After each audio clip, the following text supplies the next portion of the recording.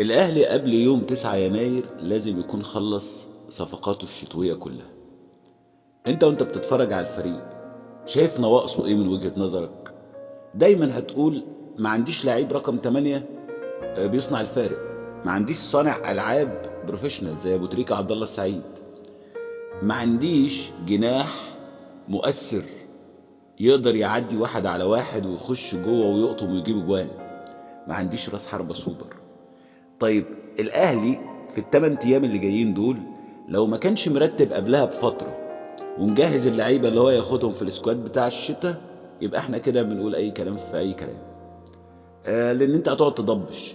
لكن انا هعتبر نفسي يعني كده لمده 3 دقايق المدير الرياضي بتاع النادي، ومختار لعيب. انا متاكد ان اللعيب ده لو الاهلي تعاقد معاه، وانا متاكد ان برضه هيبقى سهل التعاقد معاه، وهو لعيب محلي ما هوش لعيب اجنبي ولا حاجه، ممكن يصنع الفارق كتير قوي. لان انا لما احط صورته دلوقتي قدامكم ممكن تستغربوا، ما هو مقام موجود. هيفرق في ايه؟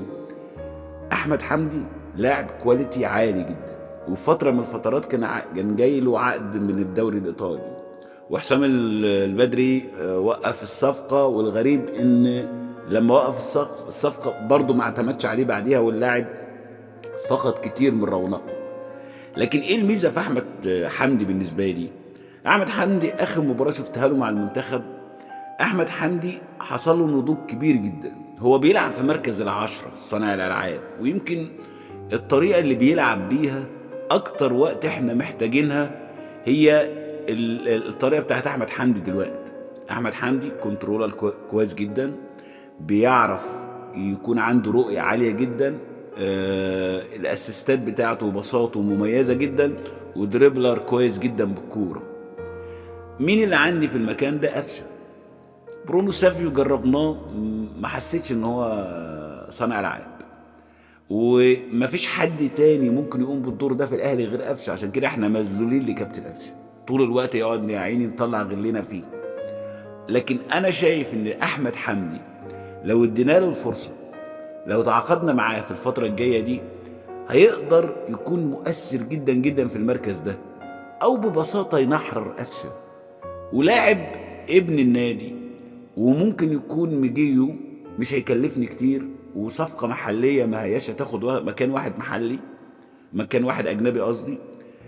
فأتمنى من إدارة الأهلي إن يكون عندها الرؤية دي، زي ما أنا نفسي يرجعوا محمد شكري اللي إحنا بعناه باك الشمال، وأنا مش فاهم ليه خرجنا شكري وأنا ما عنديش غير علي معلول، ومحمد أشرف لسه ما نضجش النضوج اللي هو. الفكرة بتاع الميركاتو والتعاقدات في الأهلي، بحس ان احنا محتاجين شوية شوية كده يكون في رؤية مسبقة للصفقات اللي احنا هنتعاقد معاها. ما نجيبش حد عشان فيديو ولا حتى شوية هايلايتس. في حاجات انا يعني زي ما دايما بقول على بيكهام انه 8، وهيجي اليوم اللي بيكهام يبقى 8 ويثبت وجهة نظري. يا ريت نبص على احمد حمدي. احمد حمدي هيبقى صفقة مميزة.